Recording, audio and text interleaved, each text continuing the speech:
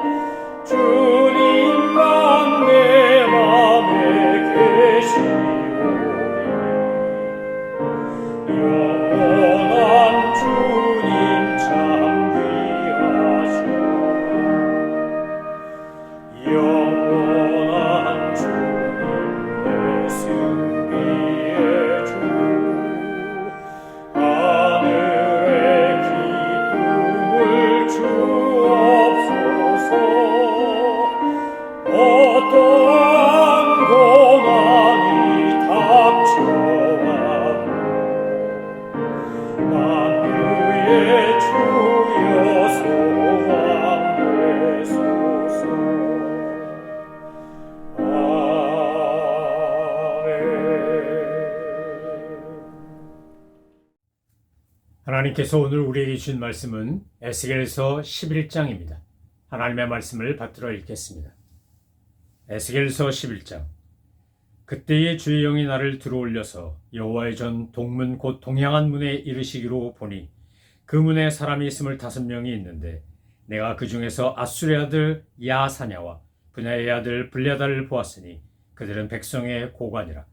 그가 내게 이르시되 인자야, 이 사람들은 불의를 품고 이 성중에서 악한 꾀를 꾸미는 자니라. 그들의 말이 집 건축할 때가 가깝지 아니한즉 이 성읍은 가마가 되고 우리는 고기가 된다 하나니, 그러므로 인자야, 너는 그들을 쳐서 예언하고 예언할지니라. 여호와의 영이 내게 임하여 이르시되 너는 말하기를 여호와의 말씀에 이스라엘 족속아, 너희가 이렇게 말하였도다. 너희 마음에서 일어나는 것을 내가 다 아노라. 너희가 이 성읍에서 많이 죽여 그 거리를 시체로 채웠도다. 그러므로 주 여호와께서 이같이 말씀하셨느니라. 이 성읍 중에서 너희가 죽인 시체는 그 고기요, 이 성읍은 그 가마인데 너희는 그 가운데에서 끌려 나오리라. 나 주 여호와가 말하노라. 너희가 칼을 두려워하니 내가 칼로 너희에게 이르게 하고 너희를 그 성읍 가운데에서 끌어내어 타국인의 손에 넘겨 너희에게 벌을 내리리니 너희가 칼에 엎드러질 것이라. 내가 이스라엘 변경에서 너희를 심판하리니 너희는 내가 여호와인 줄을 알리라. 이 성읍은 너희 가마가 되지 아니하고 너희는 그 가운데에 고기가 되지 아니할지라. 내가 너희를 이스라엘 변경에서 심판하리니 너희는 내가 여호와인 줄을 알리라. 너희가 내 율례를 행하지 아니하며 규례를 지키지 아니하고 너희 사방에 있는 이방인의 규례대로 행하였느니라 하셨다 하라.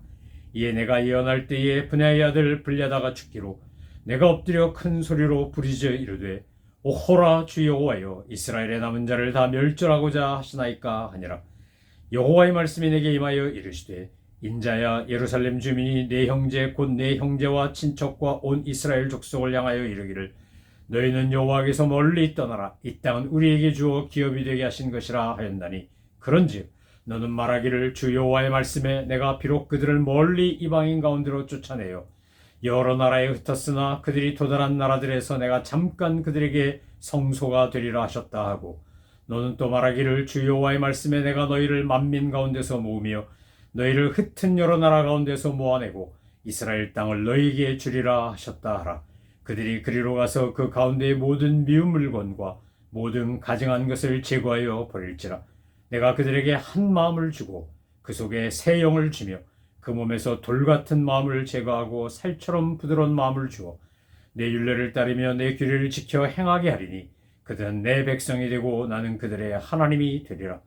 그러나 미운 것과 가증한 것을 마음으로 따르는 자는 내가 그 행위대로 그 머리에 갚으리라. 나 주 여호와의 말이니라. 그때에 그룹들이 날개를 드는데 바퀴도 그 곁에 있고 이스라엘 하나님의 영광도 그 위에 덮였더니 여호와의 영광이 성읍 가운데서부터 올라가 성읍 동쪽산에 머무르고 주의 영이 나를 들어 하나님의 영의 환상 중에 데리고 갈대아에 있는 사로잡힌 자 중에 이르시더니 내가 본 환상이 나를 떠나 올라간지라. 내가 사로잡힌 자에게 여호와께서 내게 보이신 모든 일을 말하니라. 에스겔서 11장은 4장부터 11장까지로 이어지는 이제 예루살렘의 멸망에 관한 심판 예언의 마지막 내용입니다. 에스겔서 전체를 보면 크게 세 대목으로 나눌 수 있는데 하나님께서 이제 이스라엘이 예루살렘이 멸망할 거라고 하는 것, 주변 국가들이 똑같이 하나님의 보복을 받을 거라고 하는 것, 그리고 마지막에 이제 포로로 끌려갔던 자들이 되돌아와 예루살렘을 회복하고 하나님을 경배하게 될 거라고 하는 앞에 부분은 심판이고 뒤에 부분은 소망의 메시지를 담고 있는 것이 에스겔서입니다. 이 첫 번째 부분, 이스라엘이 패역하고 범죄함으로 말미암아 예루살렘이 멸망하고 유다 족속이 바벨론에 끌려가는 이야기, 참 슬프고 가슴 아픈 이야기의 마지막이 바로 에스겔서 11장입니다. 예루살렘이 심판을 받을 거다. 구체적으로 이렇게 받을 거다. 하나님의 에스겔을 통하여 그 말씀을 지금 이스라엘 백성들과 포로로 끌려온 사람들에게 전하라고 하시는 겁니다. 하나님이 환상 가운데 에스겔을 데리고 예루살렘 성에 갔다가 다시 이제 바벨론 갈대아에 있는 사람들에게로 데려왔기 때문에 그는 사로잡힌 자들에게 여호와께서 하신 말씀, 보여주신 환상을 전하는 겁니다. 우리가 1장부터 3장까지 에스겔의 소명을 보았고 4장부터 11장까지 하나님이 어떻게 예루살렘을 이스라엘을 심판하시는지를 자세히 보고 있는데 오늘 11장의 내용은 바로 하나님께서 세우신 백성의 고관들이 저지르는 악한 일을 통하여 하나님이 어떻게 그들을 심판하신가에 대한 내용과 이제 포로로 끌려간 사람들을 하나님께서 돌아오게 해서 그들을 하나님의 백성이 되게 하고 그들은 하나님을 하나님으로 섬기는 소망의 메시지가 담겨 있습니다. 그런데 가장 가슴 아픈 것은 바로 22절 이하에 나오는 하나님의 영광이 이제 예루살렘 성에서 떠나가는 내용을 담고 있는 겁니다.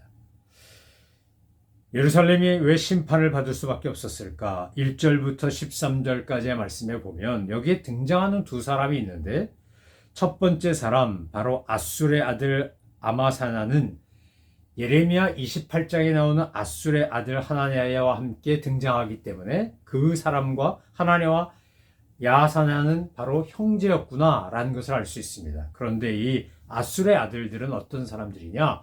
거짓 선지자인 겁니다.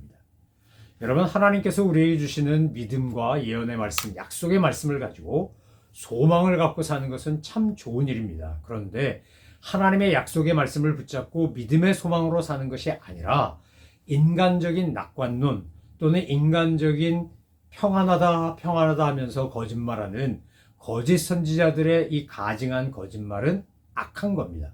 그런데 바로 아술의 아들들은 그런 하나님의 말씀에 반대되는 하나님의 선지자들, 예언자들이 전하는 죄짓고 우상 숭배하고 악을 행했기 때문에 심판받을 수밖에 없다라고 하는 경고의 메시지와 정반대, 잠깐 어렵겠지만 이것은 다 지나갈 것이고 우리는 앞으로 괜찮을 거다, 평안할 거다 라고 하는 그런 거짓말을 선지자라는 이름을 빌어서 거짓 선지자의 역할을 하는 사람이 바로 아술의 아들들이었습니다. 바로 그 중에 한 아들이 등장합니다. 분하의 아들 블레하다 같은 경우에는 여기밖에 등장하지 않기 때문에 이 사람이 어떤 사람인지를 성경을 통해서 정확히 알기가 참 어렵습니다. 그런데 뒤에 보면 11장 1절 말씀 후반절에 보면 뭐라고 되어 있습니까? 그들은 백성의 고관이라.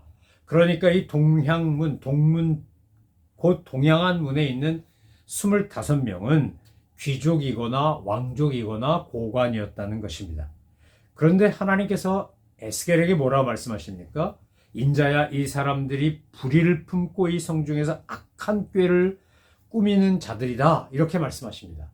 그러니까 정치 지도자 또는 사회 지도자, 종교 지도자라고 불리우는 사람들이 지금 하나님께서 주시는 경고의 메시지, 심판의 메시지를 듣고 정말 회개하고 돌이켜서 하나님의 진노가 임하지 않도록 새롭게 거듭나는 것을 인도하고 리드하기보다는 백성들을 그냥 안심시키고 자기들이 갖고 있는 생각을 마치 하나님의 말씀인 것처럼 거짓말을 퍼뜨리면서 결국 더 빨리 멸망할 수밖에 없는 길로 잘못 인도하고 있다는 겁니다. 자, 그들의 말이 뭐라고 되어 있습니까? 3절 말씀에 보면 이것이 한국적 정서와 다른, 한국적 문화와 다른 유대적 문화, 유대적 정서입니다. 그래서 우리 이것을 제대로 이해하려면 유대인들이 갖고 있는 문화적 특징을 좀 알아야 됩니다. 자, 3절에 보니까 그들의 말이 집 건축할 때가 가깝지 아니한즉, 이 말은 무슨 말입니까? 예레미야가 이제 에스겔도 마찬가지지만 포로로 끌려가면 한동안 그곳에서 살아야 하기 때문에 집을 지어야 한다고 그랬습니다. 집을. 70년 가까운 포로 생활을 해야 되기 때문에 거기서 집을 짓고 대를 이어 살면서 하나님이 회복시키고 돌아가게 하는 날까지 그 땅에 머물 수밖에 없다. 그것을 상징하는 것이 집 건축할 때가 가깝다, 이 말입니다. 그런데 이들은 뭐라고 말하는 겁니까? 집 건축할 때가 가깝지 아니한즉, 이 말입니다. 그러니까 예루살렘에서 우리 편하게 살 거다. 바벨론의 1차 포로, 2차 포로, 3차 포로로 3번 헤어져 끌려가지만, 그러나 지금 뭐라고 하는 거냐? 아직 그 일이 완성되지 않았고 완결되지 않은 상태에서 괜찮아, 우리 여기 편안할 거야, 안전할 거야, 이렇게 이야기하는 겁니다. 이것이 하나님 보실 때 악한 꾀를 꾸미는 것이고 불의를 품고 행하는 것입니다. 왜요? 하나님은 지금 예루살렘 성을 심판하시려고 준비하고 있는 겁니다. 그러니까 정말 제대로 된 지도자라면 어떻게 해야 되는 겁니까? 우리의 범죄로 인하여 하나님의 진노가 곧 임할 것이다. 그러니 우리 지금 회개하고 각성하고 깨우쳐서 돌이키자. 니느웨 성이 멸망할 거라고 했지만 요나가 3일길 다녀야 되는데 하루길밖에 안 다니며 그렇게 하나님의 말씀을 전했음에도 불구하고 니느웨 성은 어떻게 했습니까? 왕부터 백성에 이르기까지 죄를 뒤집어 쓰고 그들이 회개하고 하나님의 진노와 심판을 면하게 해달라고 간청했더니 하나님께서 그것을 유예하시지 않았습니까? 그러니까 지금 이 예루살렘 성에서도 오늘 본문에 등장하는 야사냐나 또는 블랴다 같은 사람들이, 이 25명의 고관들이 그 역할을 해야 되는데 전혀 그렇지 않았다는 겁니다. 3절 말씀을 읽으면서 우리는 우리식 문화적 이해를 가지고 이 말씀을 읽으면 이해가 안 됩니다. 왜요? 한국 사람들에게 또 한인들에게 있어서 가마와 고기라고 하는 건 가마솥에 물 넣고 고기 삶아서 뭐 설렁탕도 만들고 곰탕도 만들고 고기국도 만들고 뭐 이런 것에 너무 우리가 익숙해져 있는 겁니다. 근데 가마에는 고기가 안전하다? 이게 무슨 말이지? 이거는 유대인들의 어법입니다. 유대인들은 안전하다고 말할 때 가마 같다 말하고 그 안에서 평안할 때 그 속에 있는 고기 같다 라고 말하기 때문입니다. 이것은 한국적 문화와 언어 사용과 전혀 다른 유대식의 표현인 겁니다. 그래서 그들이 그렇게 거짓말을 하고 거짓 평안을 전하고 있었기 때문에 하나님께서 지금 에스겔에게 뭐라고 말하는 겁니까? 인자여 너는 그들을 쳐서 예언하고 예언하라, 거듭거듭 강조하면서 하나님의 말씀을 대언하라고 합니다. 여호와의 영이 임하니까 뭐라고요? 너희가 이제 너희 마음에서 말하는 것, 너희 마음속에 있는 거 내가 다 안다. 그런데 너희가 앞으로 이 성읍에서 어떻게 될 거냐? 사람들이 많이 죽어서 이 거리가 시체로 채워질 거다. 그러니까 너희가 말하는 이 성읍은 가마가 되고 우리는 고기가 된다고 할 때 결국 이 멸망당하는, 한국식으로 말하면 고기 넣고 물 넣고 푹푹 삶아가지고 그 고기가 죽은 고기가 되고 더 나아가서 사람 먹거리가 되는 고기가 날고기가 생고기가 먹을 수 있는 고기가 되는 것처럼 지금 끔찍한 이야기를 하시는데 이 성읍에서 많이 죽어서 시체로 채워지고 이 성읍 중에 너희가 죽은 시체가 그 고기고 이 성읍이 그 가마가 될 것이다. 이게 무슨 말입니까? 지금 우리가 성읍과 같아. 우리 성읍이 가마 같아. 안전해. 걱정할 거 없어. 우린 그 속에 있는 고기와 같아. 우린 평안해. 너희가 이렇게 거짓말을 하고 악한 꾀를 내고 불의한 이야기를 하지만 실은 어떻게 될 거냐? 그 성읍이 가마라 그랬는데 썩 죽은 시체로 가득 찬 그런 가마솥이 될 것이다. 그 고기가 죽은 시체가 될 것이다. 이렇게 말씀하시는 거 아닙니까? 너희가 칼을 무서워하지? 내가 칼로 너희를 벌을 내릴 것이야. 내가 너를 이방인 타국인의 손에 넘겨 심판할 거야. 결국 예루살렘은 바벨론 느부갓네살 왕이 와서 쳐들어와서 공격한 것으로 인해 결국은 예루살렘이 멸망하지 않습니까? 하나님 지금 예레미야가 예언한 것처럼 에스겔에게도 그런 멸망의 예언을 하는 겁니다. 에스겔도 예레미야도 비슷한 시대에 사역했던 선지자들인데 그들이 이런 메시지를 전할 때 그들은 얼마나 힘들었을까요? 그들은 얼마나 마음이 아팠을까요? 복의 메시지를 전하고 하나님께서 너희들이 너무 잘했기 때문에 이런 복과 은혜를 주신대 라고 선포하면 그건 정말 신나고 즐거울 텐데 너희 이제 망할 거야. 이제 나라가 없어질 거야. 이 도시는 시체로 가득한 성읍이 될 거야.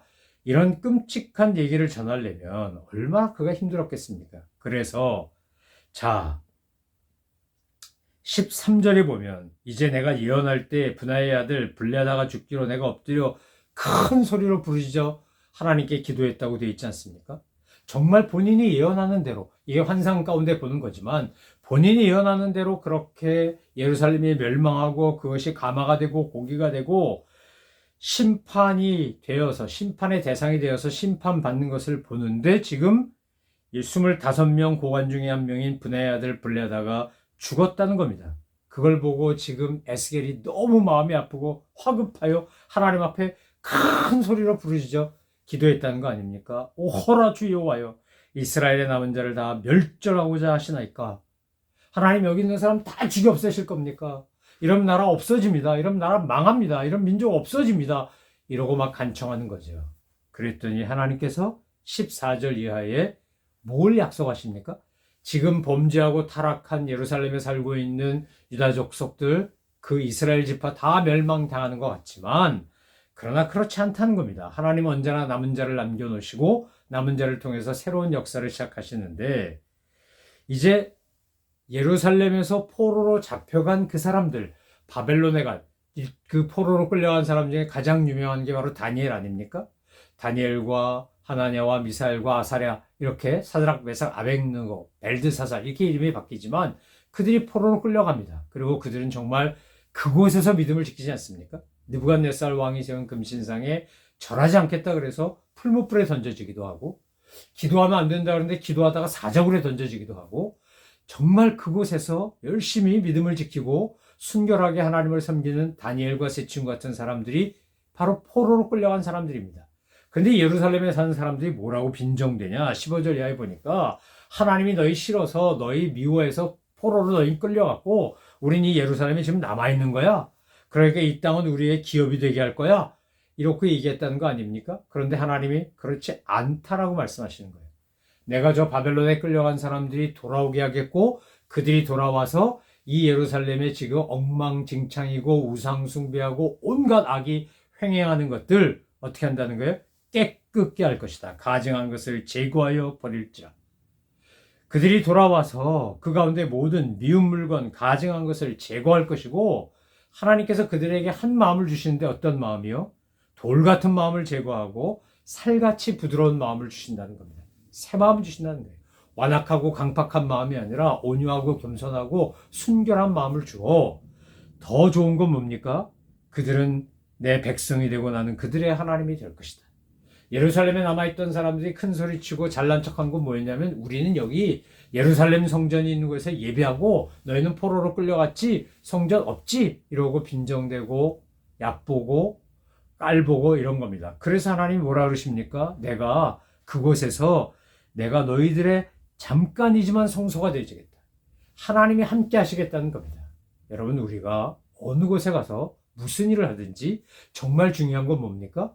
하나님이 나와 함께 하시는 겁니다. 임마누엘의 하나님이 나와 함께 하시는 거예요. 그게 사망의 음침한 골짜기가 됐건 푸른 초장 쉴 만한 물가가 됐건 바다 끝이 됐건 어디가 됐건 하나님이 나와 함께 하시면 그것은 아무 문제도 없고 걱정도 없습니다. 그런데 하나님이 나에게서 떠나면 그러면 이제 우리 인생은 끝난 겁니다. 사실은 예수 믿고 신앙생활하는 우리에게 정말 중요한 건 뭡니까? 임마누엘이라 하려 했던 주님이 나와 함께 정말 임재하는 겁니다. 성령님의 임재와 동행과 보호하심이 있어야 우리는 믿음으로 살고 주 안에서 평안하게 살 수 있습니다. 근데 하나님께서 지금 포로로 끌려간 사람들에게 내가 잠깐 너희의 성소가 되겠다. 하나님 자신이 성소가 되어주시겠다고 약속하는 겁니다. 이게 얼마나 감사한 일입니까? 우리가 세상을 살다가 인생길을 걸어가다가 이민생활하다가 정말 힘들고 지치고 어려울 때 여러분 분명히 기억하고 주님 안에서 믿음으로 승리해야 될 게 바로 오늘 11장 14절부터 21절까지 나오는 이 말씀입니다. 비록 낯설고 말설고 물선 땅에 와서 몇십 년 동안 이민 일세로 고생하며 살고 어떤 때는 한국에 있는 그 한국에 살고 있는 사람들에게 교포 이상의 동포들 이상의 소리도 듣고 뭐 별별 말도 다 들었지만 그러나 우리가 이 속에서 끊임없이 신앙생활하고 믿음을 지키고 살아가는 가운데 하나님이 우리에게 분명히 이런 약속과 소망을 주신다는 겁니다. IMF가 터져가지고 한국 경제가 정말 어려웠을 때 한국을 도와준 사람들은 다름 아닌 일본, 미국, 전 세계에 터져 있던 해외 동포들이었습니다. 이들이 보낸 돈이 얼마나 많았는지 모릅니다. 그래서 정말 위기를 극복하는데 큰 힘이 되었습니다. 하나님께서 지금 예루살렘에 살고 있는 사람들은 뭐라고 말하는 겁니까? 너희는 잘못됐어. 너희는 불의를 품고 악한 꾀를 꾸미는 자들이야. 그래서 내가 심판할 거야. 그런데 도리어 포로로 끌려간 사람들에겐 소망을 주며 내가 너를 돌아오게 할 거야. 그리고 예루살렘을 회복시킬 거야. 주님 그렇게 말씀하신다는 겁니다.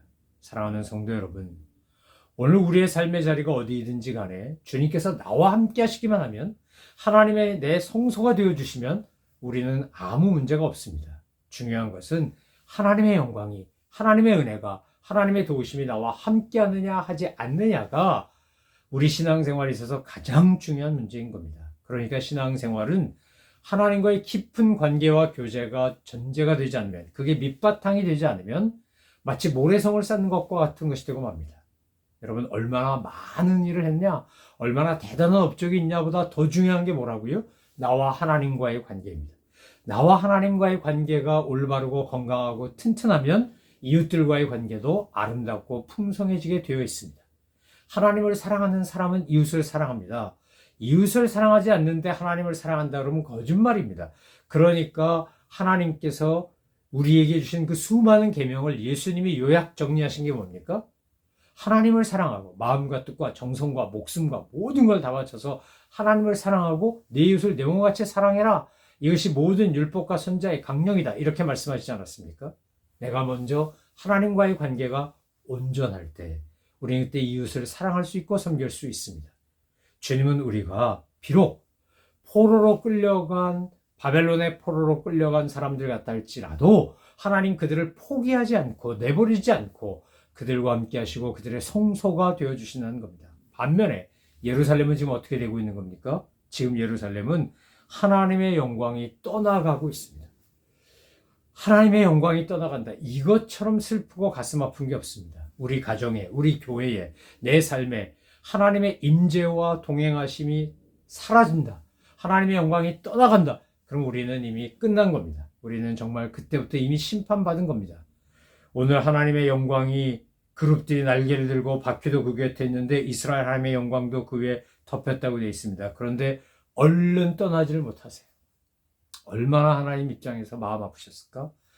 출애굽시켜서 가나안을 정복하게 하고 다윗을 보면서 솔로몬 성전도 짓게 하고 하나님이 성막부터 구름 기둥과 불 기둥으로 임재하시고 동행하시고 이끌어 주셔서 여기까지 왔는데 정말 아브라함과 이삭과 야곱에게 약속하셨던 그 젖과 꿀이 있는 땅에 살게 하시고 예루살렘 그 시온산에 성전을 짓게 하시고 하나님의 임재가 있게 했는데 하나님의 영광을 거기에 주셨는데 저들이 범죄하고 타락함으로 말미암아 하나님께서 정말 눈물을 흘리며 가슴 아파하며 떠나갈 수밖에 없는 얘기를 오늘 22절부터 보여주는 거 아닙니까?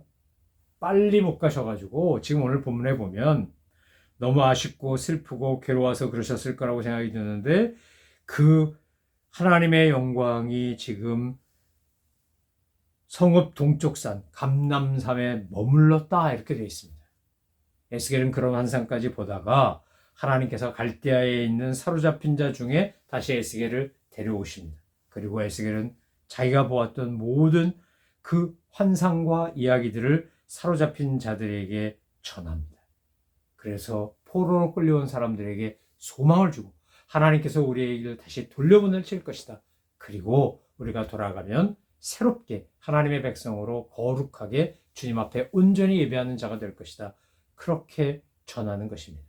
사랑하는 성도 여러분, 살아오면서 여러 가지 일들 때문에 실수도 있고 아픔도 있고 상처도 있지만 하나님은 언제나 우리를 포기하지 아니하시고 비록 우리가 포로로 끌려간 존재 같다 할지라도 그것에도 함께 하셔서 다니엘과 세 친구가 경험했던 그런 은혜, 느헤미야가 경험했던 그런 은혜, 에스더가 경험했던 그런 은혜를 오늘 우리에게도 주시기를 원하신다는 겁니다. 하나님 앞에서 우리가 정말 내가 날마다 순결하고 거룩해지기를 갈망하며 주님이 원하시는 삶을 살아가는, 주님이 원하시는 존재가 되어가는 그런 주의 백성들 되셔서 하나님께서 약속하신 이 놀라운 은혜들을 풍성히 누리고 하나님이 진노하신 것은 나와 상관이 없는 하나님의 진노와 심판의 대상이 아닌 칭찬과 복의 대상이 되시는 우리 모든 믿음의 식구들 되시기를 소망하며 축원합니다. 기도하겠습니다. 하나님 아버지, 거짓된 안전을 믿고 살지 말게 하시고 정말 하나님의 말씀을 붙잡고 하나님의 약속의 말씀을 의지하고 낙관주의가 아닌 믿음의 소망으로 살아가는 저희들 되게 하여 주옵소서. 주님 앞에서 내가 잘못했다면 즉각 회개하고 하나님의 은혜를 경험하고 주님의 약속 붙잡고 승리하는 하나님의 사람들 다 되게 하여 주옵소서. 감사드리며 예수 그리스도의 이름으로 기도 올려옵나이다. 아멘. 하늘에 계신 우리 아버지, 아버지의 이름을 거룩하게 하시며 아버지의 나라가 오게 하시며 아버지의 뜻이 하늘에서와 같이 땅에서도 이루어지게 하소서. 오늘 우리에게 일용할 양식을 주시고 우리가 우리에게 잘못한 사람을 용서하여 준 것 같이 우리 죄를 용서하여 주시고 우리를 시험에 빠지지 않게 하시고 악에서 구하소서. 나라와 권능과 영광이 영원히 아버지의 것입니다. 아멘.